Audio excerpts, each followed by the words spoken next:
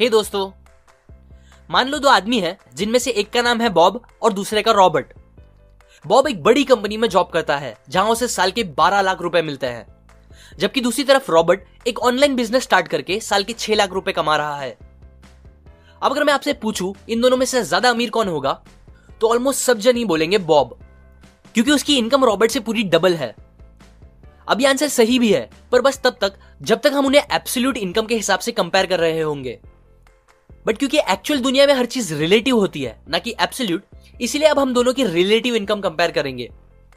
Bob हफ्ते के 80 घंटे काम करता है, लेकिन दूसरी तरफ रॉबर्ट बस 10 घंटे काम करता है, जिसके हिसाब से अगर हम कैलकुलेट करें तो बॉब को हर घंटे के लिए 288 रुपीज मिलते हैं, जबकि रॉबर्ट को हर घंटे के लिए 1153 रुपीज मिलते हैं। सो अब सोचो कौन ज्यादा कमा रहा है। हमारा टाइम हमारी लाइफ की सबसे कीमती चीज होती है, जिससे रिलेट करके देखे तो यहां रॉबर्ट ज्यादा अमीर है, क्योंकि वो बॉब से पूरे 70 घंटे कम काम कर रहा है। आप ही सोचो वो हर हफ्ते उन 70 घंटे में कितना कुछ कर सकता है। जैसे कि वो उस टाइम में न्यू चीजें सीख के अपने बिजनेस स्किल्स बढ़ा सकता है, जिससे उसका बिजनेस भी एक्सपांड होगा और उसकी इनकम भी डबल, ट्रिपल या और भी बहुत ज्यादा बढ़ सकती है। वो अपनी फैमिली, फ्रेंड्स और अपनी हेल्थ को टाइम दे सकता है, जिसके रिटर्न में उसकी लाइफ की हैप्पीनेस भी बहुत ज्यादा बढ़ेगी।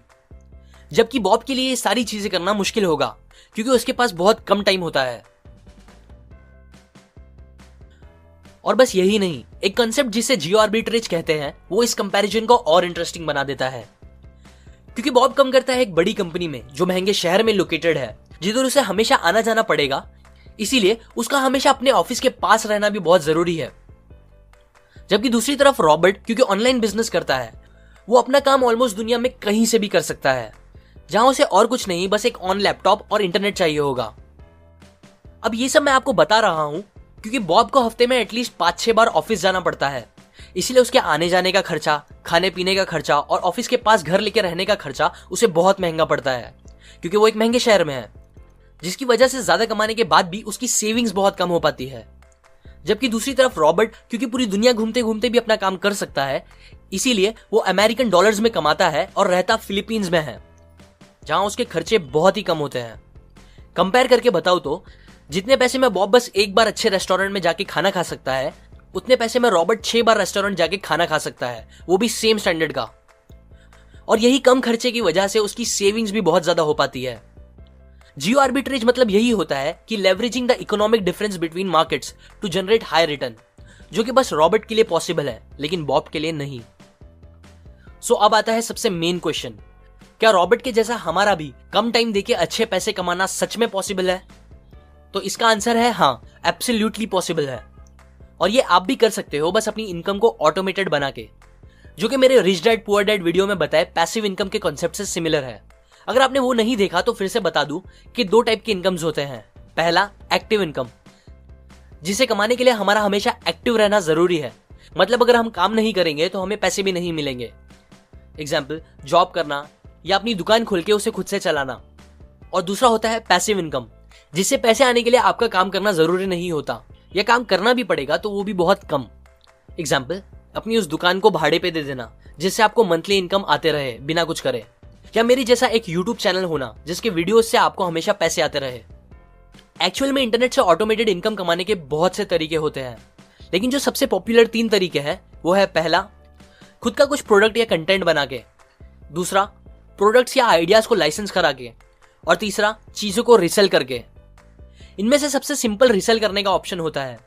जैसे कि समझो अगर आपको रिसेलर बनना है तो आपको सबसे पहले बेचने के लिए एक प्रोडक्ट खरीदना पड़ेगा, जो आप किसी भी होलसेल वेबसाइट जैसे कि अलीबाबा से या और कोई अपने सोर्स से सस्ते में खरीद सकते हो।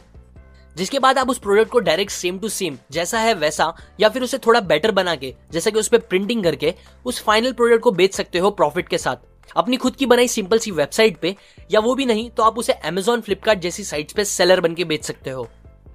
अब ऑब्वियसली ये करना जितना इजीली मैंने बोल दिया उतना इजी नहीं होगा, आपको बहुत सी चीजें पहले सीखनी होगी। बट स्टिल, बस अगर आपको एक बार अच्छे से चीजें समझ में आ गई और सारे काम आउटसोर्स करना आ गया तो आप ये करके काफी ऑटोमेटेड इनकम कमा सकते हो। अब कोई भी काम एकदम इफेक्टिवली और कम टाइम में करने के लिए ऑथर हमें 2 पॉइंट पे सबसे ज्यादा ध्यान देने बोलते हैं। पहला, एलिमिनेशन। अगर आप चाहते हो कि आपको आपके काम के बेस्ट रिजल्ट्स मिले और वो भी कम टाइम में, तो उसके लिए ये पता होना बहुत जरूरी है कि आपको कौन से सिलेक्टिव काम करने चाहिए, और उससे भी ज्यादा जरूरी है ये पता होना कि आपको कौन से काम नहीं करने चाहिए। और ये दोनों पता करने के लिए एक प्रिंसिपल पिक्चर में आता है जिसे हम 80-20 प्रिंसिपल कहते हैं। इसके बारे में भी मैंने पूरा एक सेपरेट वीडियो बनाया है, क्योंकि सच में ये प्रिंसिपल बहुत पावरफुल है। जिनको नहीं पता उनको बता दूं, 80-20 प्रिंसिपल ये बोलता है कि आपके ज्यादातर रिजल्ट्स जो आपको मिलते हैं वो आपके बस थोड़े से काम की वजह से मिलते हैं। इनफैक्ट आपके 80% रिजल्ट्स बस आपके 20% काम की वजह से मिलते हैं।